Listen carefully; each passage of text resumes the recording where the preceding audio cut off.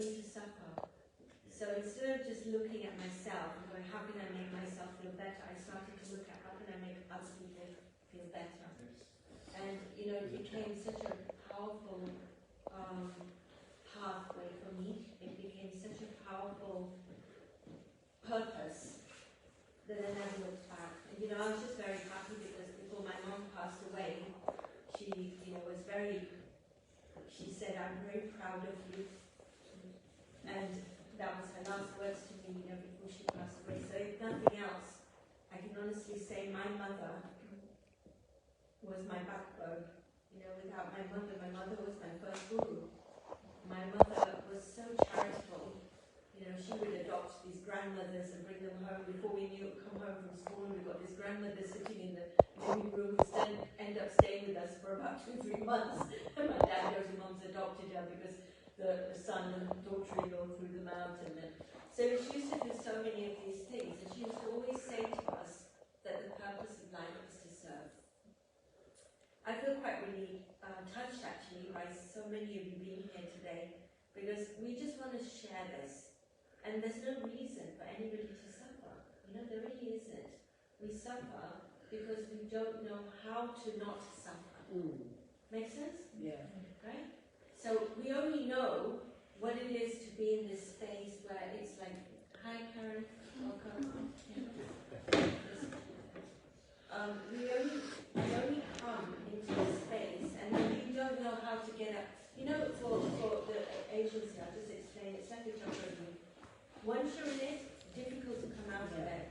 So once you're in some negativity, it's difficult to know how to get out, right? So we don't want to give that. And is everybody okay if Natasha takes photographs and stuff? We do share it out so that other people can see there's something going on here. Yeah? So she may take some photographs and videos and stuff like that.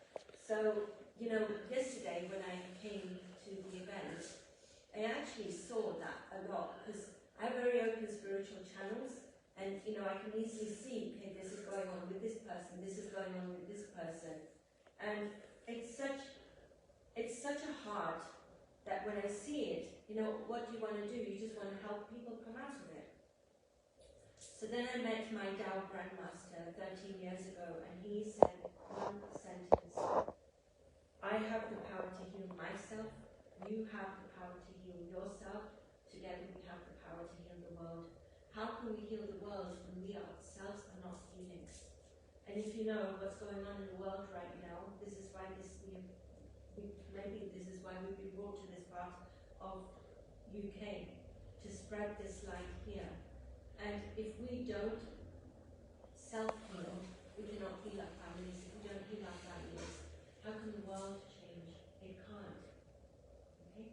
So I want to honor every single one of you whose soul brought you here today, because it's never your mind. It's never your, oh, that sounds good, let me go. But it's your soul that goes, oh, you know what, I've been waiting for this, and then you come. And so this is soul healing. It's soul healing and transformation. Heal the soul first, healing and transformation of the heart, mind, body follows. Okay? So we're here to heal the soul. So sometimes you may not feel anything for weeks, but it doesn't mean that something's not happening. It means that on the soul level, something is definitely happening. And then the heart receives. Then the heart receives that positive vibration. Or you suddenly become loving. So I took this work to Leicester, to a school.